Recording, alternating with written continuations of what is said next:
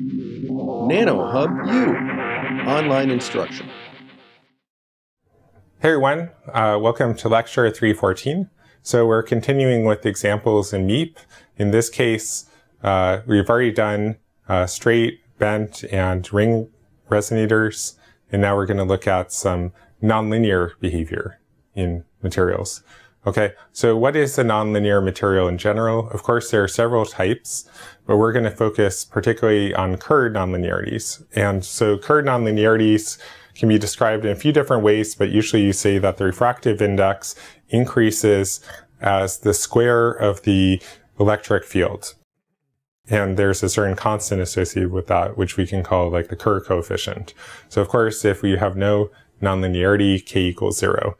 And so that would probably be a good description of a lot of materials like air. And physically, this can also give rise to some very interesting phenomenon.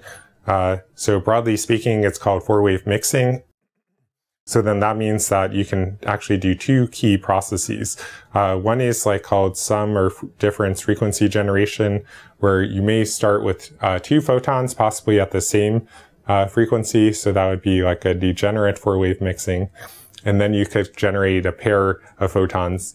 And then usually the constraint is energy conservation. So if you had two photons at frequency omega 1, then of course the outputs would also have to add up to 2 omega 1.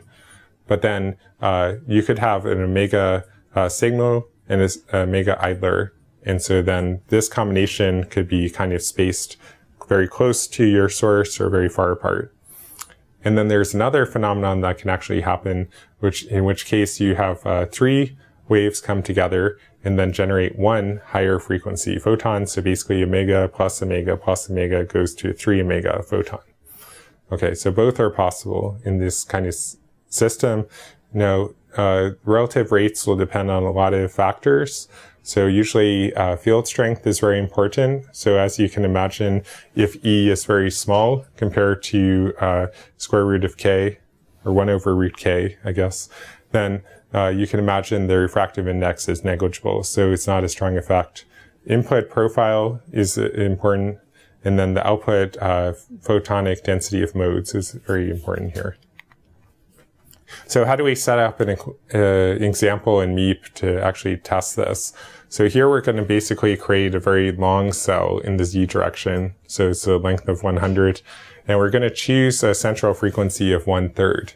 Okay, so, which is very deliberate because remember that we said we could have third harmonic generation. So that would imply that the output of 3 1/3 frequency photons would be exactly 1. So we should be able to pick that up.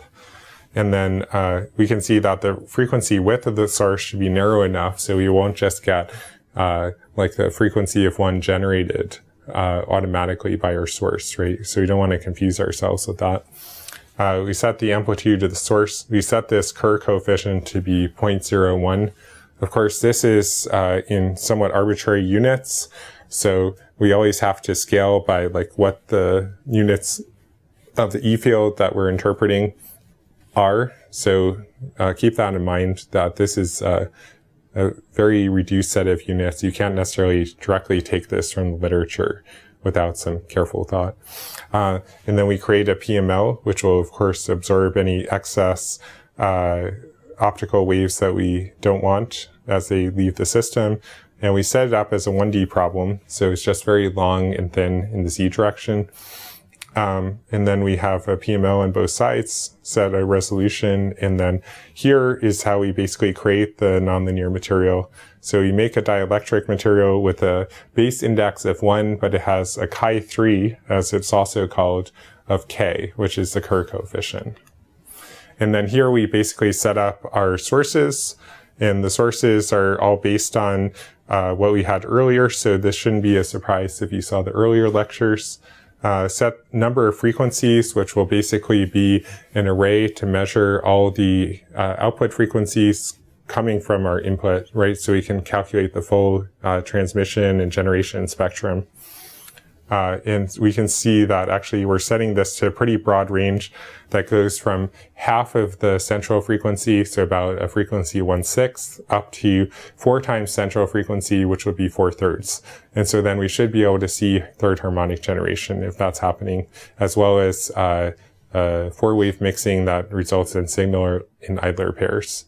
And then we define like a transmitted flux region, which you can see here. That's basically like positioned like towards the end of the system. Then we set up our system to run, and then it'll keep going until the fields have fully decayed. Obviously, not much is going to happen after that. And then we output the fluxes at the end of what was transmitted, and then we try to analyze the results. So this actually showing what we get in different circumstances. So you can actually see here in blue, we actually only have a very small Kerr coefficient. So in these units, it's 10 to the minus 3.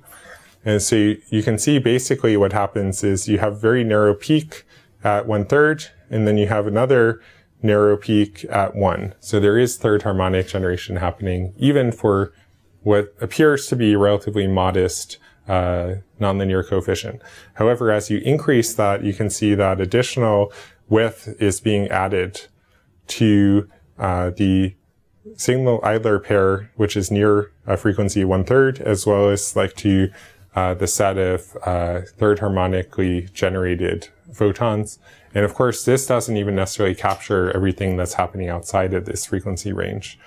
Now, once you go to very large Kerr coefficients on the order of, say, 0.1 or even 1, you can actually see that you start to basically fill in this whole spectrum with all these like generation and then subsequent recombination. So basically multiple cascaded 4-wave mixing processes that are happening. And this is oftentimes called modulation instability when you start filling up this whole range with instability. So this is a big deal in ultrafast optics, for example, this sort of thing. And so if we want to quantify the efficiency of third harmonic generation, we can actually do so as well. So we can add the following 2 terms to our CTL file, basically defining 2 flux regions which have different central frequencies. You can see one is centered at fsen and one at 3 times fsen.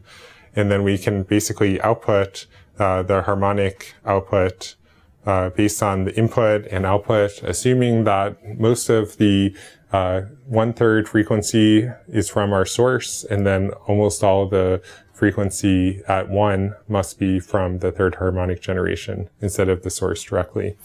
And then we just kind of summarize our output here by outputting these 2 sets of lines as just a print statement, basically printing out our results.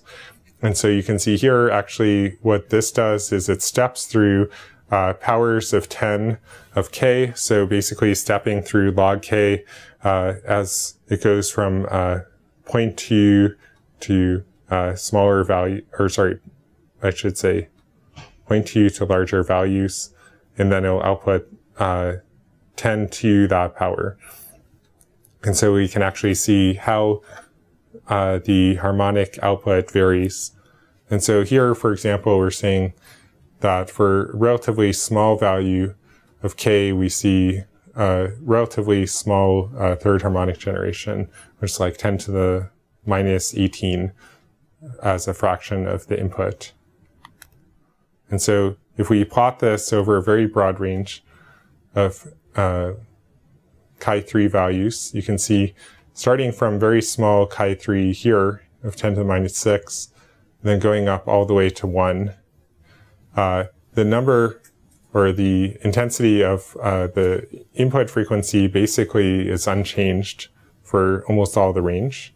But then the third harmonic generation actually goes up fairly rapidly. It actually goes quadratically.